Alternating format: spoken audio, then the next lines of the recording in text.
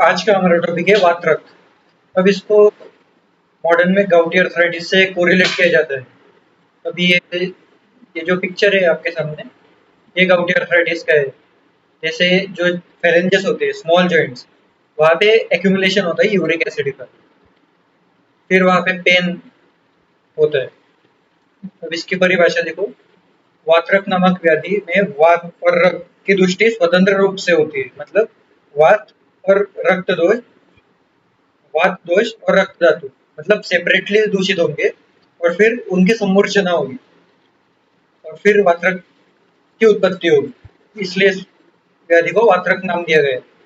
अभी मॉडर्न में अगर देखें तो यूरिक एसिड के लेवल्स बढ़ जाते हैं और वो स्मॉल जॉइंट्स, जनरली फैलेंजेस में एक्यूमुलेशन होता है उसका। अब इसके निदान देखो, लवण, अम्ल, कटु, क्षार, स्निग्ध, उष्ण पदार्थों का अति मात्रा में सेवन। अब ये सारे रक्त को दूषित करने वाले आहार है। देखो, अजीर्ण होती है भी आहार का सेवन करना, मतलब पित्त को दूषित किया तो इनडायरेक्टली रक्त को भी दूषित होंगे। आश्रय भाव है दोनों में। फिर क्लीन, शुष्क और आहार सेवन, मतलब सूखा सूखा खा रहे, ज्यादा क्लीन न खा रहे। शाक वर्ग में वर्णित पदार्थों का अति सेवन, शाक वर्ग से रक्त दुष्टि होती है, चरक में बताए गए हैं। फिर दधी, कांजी, सोवेर, तक्र, सुरा, आसव, ये सब। क्रोध, दिवा स्वप्न और रात्रि जागरण, इससे वात और पित्त दोनों दूषित होते हैं। अध्यशन, मिथ्याहार, अध्यशन, विदाही भोजन, ये सबसे पित्त दुष्टि होती है। फिर संप्राप्ति चक्र देखो, पहले निदान सेवन होगा, फिर वात और रक्त अलग अलग प्रकोप होंगे, फिर इन दोनों की सम्मूर्छना होगी, मतलब दोनों आपस में मिलेंगे और जो छोटी संधियां है उसमें जाएंगी। मतलब जो वक्र संधियों में रक्त और वात की गति का अवरोध, मतलब जो लॉन्ग बोन्स होते हैं वो तो ऐसे स्ट्रेट होते हैं ना, लेकिन जो स्मॉल बोन्स होते हैं वो जनरली टेढ़े होते हैं, तो वहां पे उनका एक्यूमुलेशन होता है। फिर वहां पे स्थान संचय होगा। फिर इसका जनरली सबसे पहले पादमूल में स्थान संचय होता है, मतलब हील वाले एरिया में। फिर वातरक्त की उत्पत्ति होती है। यहाँ इमेज में देखो, ये स्मॉल जॉइंट से फैलेंजेस, यहाँ पे एक्यूमुलेशन हो रहा है यूरिक एसिड का। फिर है संप्राप्ति घटक। अब ये प्योर वात दोष है यहाँ पे।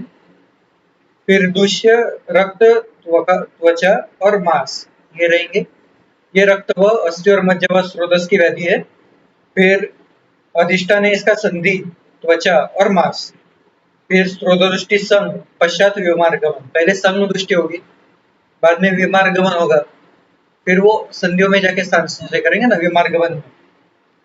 फिर स्वभाव इसका चिरकारी होगा। पूर्व रूप देखो, श्वेत का अधिक मात्रा में होना, मतलब अब रक्त दुष्टि हो रही है, पित्त बढ़ रहा है, तो श्वेत ज्यादा मात्रा में आएगा ना, या फिर श्वेत ही नहीं आएगा मार्ग अवरोध की वजह से। फिर सर्वांग में कृष्णता, मतलब पूरा शरीर ऐसा ब्लैकिश पड़ने लग जाता है, सेंसेशंस खत्म होने लगते हैं धीरे धीरे बॉडी के, मतलब टचिंग सेंसेशंस। फिर शरीर में किसी कारण क्षत होने पर अत्यधिक पीड़ा होना, मतलब आपको, पेशेंट को अगर वातरक्त होने वाला है और उसको अगर कहीं पे चोट लग जाती है तो उसको बहुत ज्यादा पीड़ा होगी, मतलब जो जनरली होती है उससे बहुत ज्यादा। फिर संधियों में शिथिलता, मतलब ढीला बनाएगा, आलस्य आएगा, पीड़िकाओं की उत्पत्ति होगी। फिर शरीर की जो अधिकांश संधियां है उसमें तोद, मतलब प्रिकिंग पेन, कंडू होगा, मतलब इचिंग होगी, पेदन, स्फुटन और गुरुता और सुप्तता लगी। जैसे जनु मतलब नी जॉइंट, जंघा मतलब टीबिया, ये फीमर, कटी प्रदेश, पंस मतलब स्कैपुला वाला रीजन, हाथ और पैर इसमें। फिर है वातज वातरक के लक्षण। अब इसमें सबसे पहले होगा शूल, क्योंकि जो वात का जनरल सिम्टम है, शूल, स्फुरण, भंजन का अधिक होना। फिर रुक्ष और श्याव वर्ण का शोथ, मतलब स्वेलिंग होगी पर वो ड्राई स्वेलिंग रहेगी और ब्लैकिश कलर में थोड़ी रहेगी। फिर इसका लक्षण जो है वो घटते और बढ़ते रहते हैं, मतलब कभी पेन ज्यादा हो रहा है, कभी कम हो रहा है, ऐसा। फिर धमनी और उंगलियों की संधियों का संकोच, अंग ग्रह और तीव्र शूल, ये सब लक्षण आएंगे। फिर शीत पदार्थों के प्रति द्वेष। अब वात है, मतलब वात सहन नहीं होगा, इसलिए उसके प्रति द्वेष होता है, फिर शरीर में स्तब्धता आएगी, मतलब स्टिफनेस आएगी, वात दोष है ना। फिर शरीर में कंपन होगी और शरीर में शून्यता होगी, मतलब नमनेस आएगी। फिर है पित्तज वात्रक के लक्षण। अब संपूर्ण शरीर में विधा होगी, मतलब बर्निंग सेंसेशंस हो गई। फिर इंद्रियों में मूढ़ता रहना, मतलब इंद्रिया भी ऐसी अच्छी नहीं रहेगी। अधिक स्वेद प्रवर्तन, मतलब बहुत ज्यादा स्वेद आएगा पित्तज में। फिर प्यास बहुत ज्यादा लगेगी, मूर्छा आएगी, मतलब फेंटिंग होगी। स्पर्श असहित्व होना, मतलब पेन इतना होगा कि टच करते ही पेन बहुत ज्यादा होने लगता है। फिर उसमें शूल होगा, लाल रंग का दिखेगा जहाँ पर भी अफेक्ट हुआ है वो। और व्रण स्थान का पाक होना, मतलब वहां से पस फॉर्मेशन होगा। ये देखो, ये है वात्रक के पेशेंट का हाथ। मतलब जो क्रोनिक वात्रक का पेशेंट है, अगर उसको हाथ में हुआ है तो उसका हाथ ऐसे दिखने लग जाता है। ये जो आपको ये एक्यूमुलेशन दिख रहे हैं, ये सारी यूरिक एसिड्स के एक्यूमुलेशन है। फिर एक कफज वात्रक के लक्षण। अब इसमें स्थैमित्य होगा, गौरवता, मतलब भारीपन आएगा, स्निग्धता, नमनेस, इचिंग और मंद वेदना, मतलब बहुत कम पेन होगा। फिर है द्वंद्वज और सन्निपात है, जिसमें मिले जुले लक्षण आते हैं तीनों दोषों के और दोनों दोषों के। फिर है रक्तज वात्रक। अब इसमें तीव्र शूलयुक्त शोथ होगा, मतलब बहुत ज्यादा पेन के साथ स्वेलिंग होगी। फिर कंडू, इचिंग और क्लेद युक्त शोथ, मतलब देखो वातज में रुक्ष शोथ था, मतलब ड्राई शोथ था, इसमें क्लेद युक्त रहेगा। फिर शरीर का ताम्र वर्ण का होना, मतलब कॉपर वाले कलर का शरीर, जहाँ पे भी इफेक्ट है वहां पे ये वाला कलर आएगा, पिगमेंट आएगा।